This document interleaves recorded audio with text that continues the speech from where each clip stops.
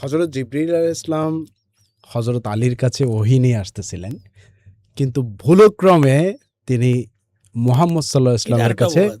নিয়ে যায়। এটা কি আপনারা বিশ্বাস করেন এটা কিনা? আরেকটা অপবাদ চরম। এটা কেমনে মানে ওয়াহির সাথে হুম, আচ্ছা এখানে আমি আরেকটা আপনারা মানে সংজ্ঞা দিই। জি। ওয়াহি খালি আপনার ওয়াহি কি শুধু রাসূলুল্লাহর উপর না কোরআনে আরো জায়গাতে ওয়াহির কথা আছে? হুম, না এই যে মধুর জন মানে মধুমক্ষী কি বলে এটাকে? হুম। এই যে মৌমাছি, মৌমাছি। হ্যাঁ, হুম, তাদেরকেও তো আল্লাহ বলতেছে যে আমি ওয়াহি করলাম। তো ওখানে এক অর্থে। আর রাসূলের উপরেও যখন ওয়াহি আসে আরেক অর্থে না? হুম। তো এই এই যে লাইনটা আপনি বললেন যে আলীর থেকে ভুলে রাসূলের কাছে, এটা তো একদম 1000% মিথ্যা এবং আমাদের উপর অপবাদ। আপনারা বিশ্বাসও করেন না এটা? নেভার। কেন বিশ্বাস এবং করতে হবে? এটা বিশ্বাস করলে যে ঈমান থাকবে না এটাও মনে করেন? হ্যাঁ, হ্যাঁ। আচ্ছা। কেন? যেটা রসুলের, আল্লাহর রসুল আম্বিয়া কেরাম নিজের জায়গায়, পরে আহলে বাইতরা নিজের জায়গায়।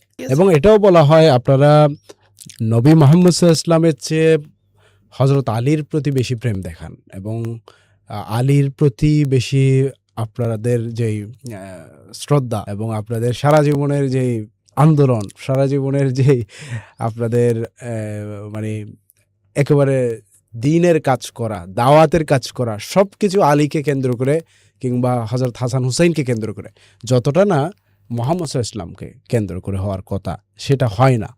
সেটা কি বলবেন? এটা আপনি এটা আপনি মানে এটা ডিকটেশন, এটা একটা ডিকটেশন। আল্লাহর নবী তার জবান থেকে মাওলা আলীর জন্য মানে এইটুকু বিশ্বাস করেন কিনা যে হযরত আলী দামি হয়েছে মুহাম্মদ সাল্লাল্লাহু আলাইহি ওয়াসাল্লামের কারণে, হযরত হাসান হুসাইনও তো দামি হয়েছে কার কারণে? ইয়েস, মুহাম্মদ সাল্লাল্লাহু অবশ্যই আলাইহি ওয়াসাল্লামের কারণে। অবশ্যই আমরা ওই কথাগুলো বলি যে কথাগুলো রাসূলুল্লাহর জবান থেকে আল হাসান ও আল হোসেন ও সাইয়্যিদে শাবাব আল জান্নাহ। এখন আমি এটা যদি বলি আপনি বলতেছেন বাড়াই বলবো? আচ্ছা। আমি যদি বলি যে আনা ওয়া আলিউন মিন নূরে ওয়াহিদ, আমি এবং আলী একই নূরের দুই টুকরা। এবং আনা মদিনাতুল মাদিনাতুল ইলমি ওয়া আলিয়ান আলিম বাবুহা। বাবুহা। আপনি যদি আমি নিজে বাড়াই বলি, কোনো কথা আমি বানাই বলি আলীর কারণে, কিন্তু রাসূলুল্লাহ বলেন। এই হাদিসগুলো তো জয়ীফ মনে করা হয় অনেক অনেক উলামায়ে কেরাম বলেন তো আনা মদিনাতুল ইলম ওয়া আলিম বাবুহা, এই হাদিসটা নাকি জয়ীফ আর কি। জানি না, আমি তো আজকে শুনলাম। আচ্ছা, আচ্ছা, আচ্ছা।